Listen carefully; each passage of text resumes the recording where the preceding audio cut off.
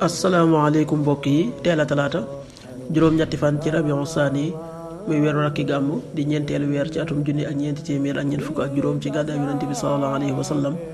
dëppoo ñaar fukki fan ak ñeent ci weeru octobre ci atum ñaari junni ak ñaar fukk ak ñett juróom-ñetti fan bokkul ci lim yu fàtti lim bu rafet la kon tey ci talaata ji rafet na li ñu ciy teetere waccandiku moom talaata mooy ku ca watu wala ku ca daloo wala ku ca ñaw ñaanu bis bi yow yàlla na nga ma jéggal sama farlu ak sama tayel samay njuumte ak sama tayef lépp mi ngi bàyyi koo fi man allahuma axfir li jiddi wa hazali wa xata'i wa amadi wa kullu dalika indi allahuma axfir li jiddi wa hazali wa xata'i wa amadi wa kullu dalika indi xadiisu bis bi jëleef na ci sunu yaay Aysa yàlla gërëm ko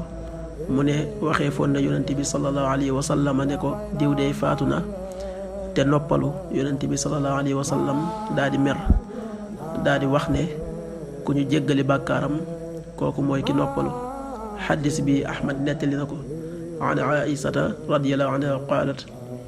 qiila ya rasulallah maatat fulaana wastaraxat fa qadiba rasulullahi sallallahu alayhi wa sallam wa qaal innama yastarixu man xufira lah rawahu Ahmad.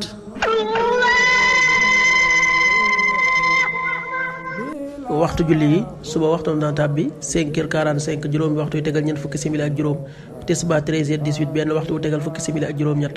takkusaan 16h18 ñeenti waxtu yu tegal fukki simili ak juróom-ñett timis 18h44 juróom benn waxtu yu tegal ñeent fukki simili ak ñeent gee 19h55 juróom ñaari waxtu yu tegal juróom fukki simili ak juróom loolu mooy waxtu julli yi ci Touba ak li ko wër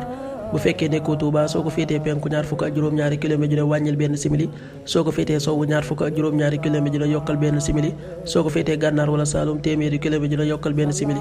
jant bi dana fenk 7h0 juróom-ñaari waxtu yu tegalul dara di soo 18h40 juróom benn waxtu yu tegal ñeent fukki simili yàlla na nu yàlla nangul te nangul leen amin